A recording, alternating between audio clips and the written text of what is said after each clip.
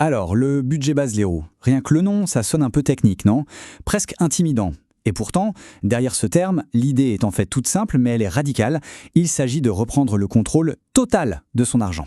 Ce n'est pas juste une énième méthode de comptable, non. C'est une vraie philosophie qui nous force en quelque sorte à donner un job à chaque euro. Allez, on va voir ensemble comment cette approche peut vraiment tout changer. Ok, pour bien comprendre la puissance de ce concept, on va mettre de côté les grandes théories pour l'instant, d'accord? On va commencer par ce qu'il y a de plus concret, de plus universel, et bien notre propre portefeuille. Ah, la fameuse question. Mais où passe tout mon argent? C'est frustrant, hein? Je pense qu'on se l'est tous déjà posé. On a cette impression parfois que l'argent, il s'évapore comme ça du compte en banque, sans qu'on sache vraiment pourquoi. Eh bien, c'est exactement ce sentiment de perte de contrôle que le budget base zéro vient combattre. Alors, le principe de base, c'est quoi? C'est simple. Dans un budget classique, bien souvent, on se contente de suivre ses dépenses, de regarder où l'argent est parti. Avec le budget base zéro, c'est l'inverse. On planifie très activement l'utilisation de chaque centime. L'idée, c'est que chaque euro doit avoir une mission, un rôle bien précis, et ça avant même que le mois ait commencé.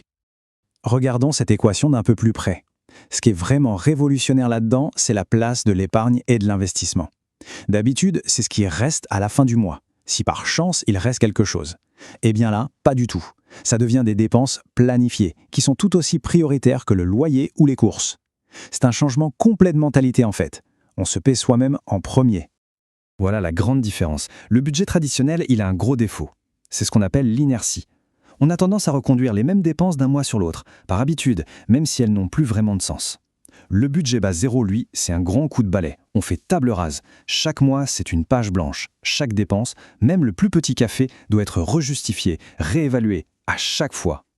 Bon, on a vu comment ça s'applique à un niveau personnel.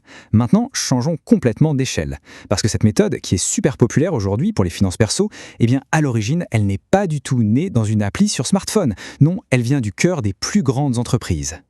Retour dans les années 70.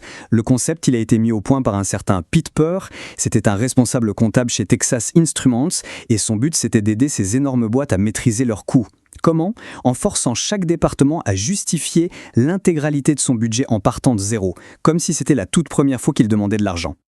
Et pour une entreprise, les avantages sont énormes.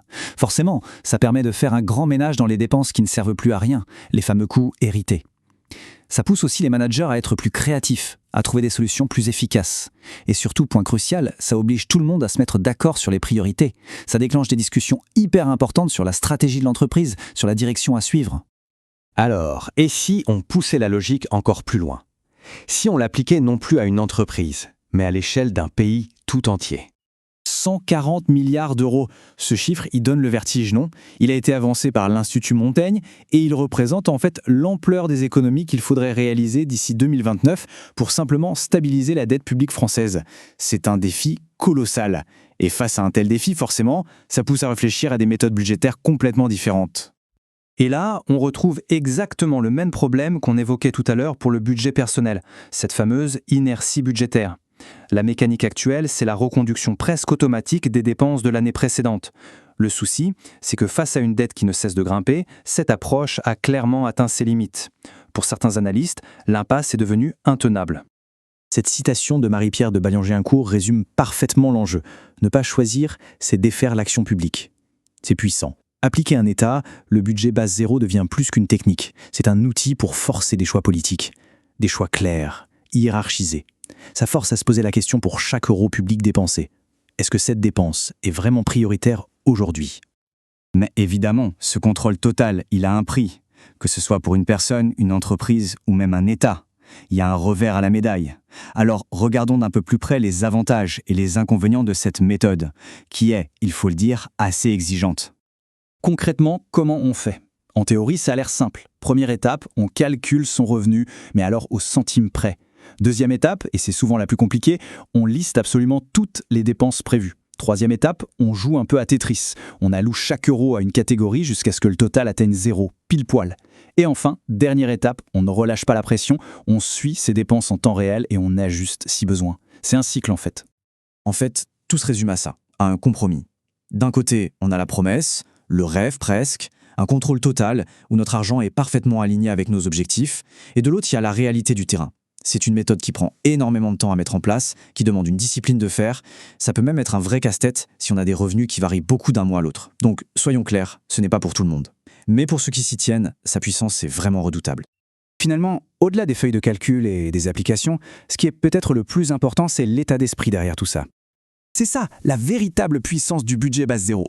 C'est que même si on n'applique pas la méthode à la lettre, au centime près, le simple fait d'adopter cette mentalité, ça peut déjà tout changer.